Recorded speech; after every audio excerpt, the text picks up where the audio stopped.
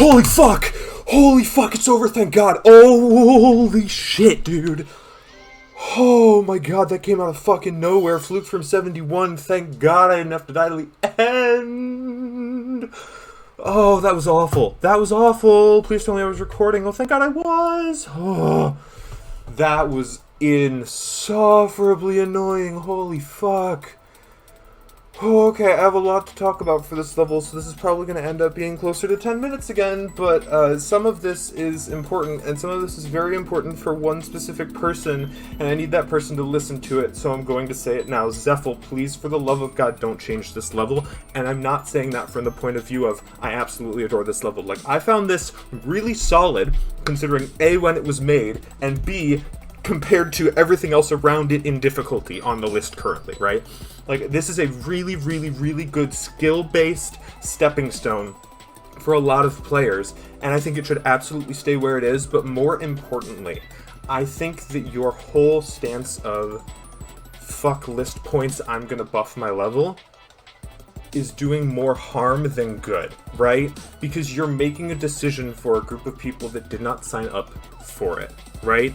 The group of people that don't necessarily agree with it, right? All of the victors of this level, maybe they beat it because they wanted the list points. And you shouldn't be able to come in and say, well, you don't have any list points anymore because I think list points are stupid, right? That'd be like me going to a college dorm fridge in like the, like the main, like the kitchen area fridge, throwing out all the junk food and saying, there, now you're not going to eat all this junk. It's better for you now, right? You're not going to eat all this junk. It's so much better for you, whatever. That's great, but that's not your decision to make, right? If someone wants to eat a whole bag of pizza rolls one night, that's their prerogative. As much as you might know it's not good, or think it's not good, or whatever, that's not your decision to make. So please, for the love of God, just leave the level alone, right? And I'm saying this both from a place of frustration, but from a place of understanding and a place of genuine care, because I really don't want you getting shit on for a decision that you're making in what you feel is everyone's best interest, because it's not a decision for you to make, right? And ultimately, I can't stop you. No one can. Hopefully, Rob does. I think I know you're not happy with me saying that, but I really do hope Rob stops you.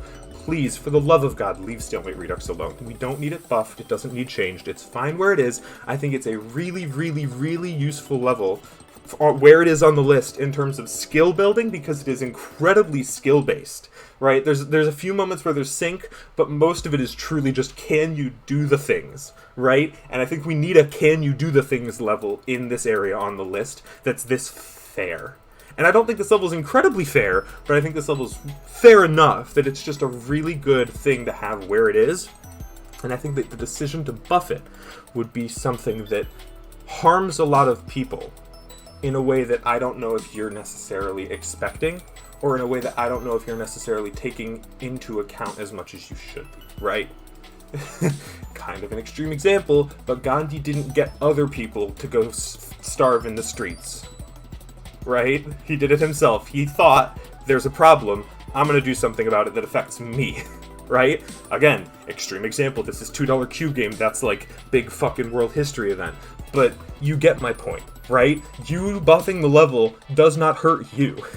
If anything, it puts you in a better position, right? It hurts everyone else, all the innocent bystanders who are not part of this, whatever the fuck you're doing, right? So please, for the love of God, leave the level alone. Now that that's over, let me talk about Stalemate Redux. So Stalemate Redux was really irritating. I went into this expecting it to be really fun, and as I was learning it, I was like, wow, this is sick, I love this. And the more I played it, the more I found little nuances, little things that were just really, really irritating. My first big complaint about the level is that almost everything in the level feels completely dependent on the previous input, right? Like, everything. The biggest example of this is the transition from the 3 triple spikes into the UFO. How you jump over the 3rd triple spike determines where you, like, how fast you fall, how soon you fall, like where you go in the UFO part. So then you have to do 3 clicks, because it's the 2 quick ones and then 1 after that, to get to the blue orb. But it's different every time depending on how you did the triple, and also there's a black screen transition. Like, what the fuck? Like, it's the most top 1-itis I've ever seen in a level. Because if you throw that in the top 1, whatever, that's fine. It's the hardest level of the game. It should be tricky, right? We don't have to make everything, like, free for the player, right? And then it gets down to, like, 100-something on the list, and now it's just, like, terrible level design, right? It's just so terrible. And then the blue orb that I was just talking about, 4 clicks into the UFO, if you hit it late, then you might end up where you want. If you hit it early, or like kind of on the center, you might end up where you want. But in the middle of like centered on the orb and really, really late, you end up falling way earlier than you should, because if you hit it in the middle of the orb, you like clip the side of the down gravity portal, which puts you up higher, so you make it farther. And if you hit it late, you like, you know, hit it late, so you hit the portal later and you make it farther. If you hit it in the middle, you don't, which is just like why did that get left in the level, right? That's annoying. And then also there's a black screen transition, like a black flash, and then you have to fucking catch the quick 2-click into the 1-click after that. It's just like everything in this level was just like, well, what were you thinking? And then there's the 2 jumps through, there's just like 2 jumps later on in the UFO that are just like way harder than the others for like no reason. And I think everyone kind of knows where they are. Why are those there? What? Huh? And then the ship is mostly fine. The pinch at 59 is, I think, way too tight compared to everything else in that ship. Like, it's just way too difficult compared to everything else you need to do in that ship part, right? It's like, whoa, where did that come from, right? The yellow orb after the pinch and that swing up was kind of irritating. It was fine, it was fair, air quotes, but I really didn't like it. I think that's more of a personal preference thing, right? Some people don't find it too much of a problem. I did, because if you hit the orb too late, you can't swing up fast enough to level out before you, like, crash into the spikes on the floor ceiling, whatever. Upside down, it's a ceiling. Normal, it's a floor, right?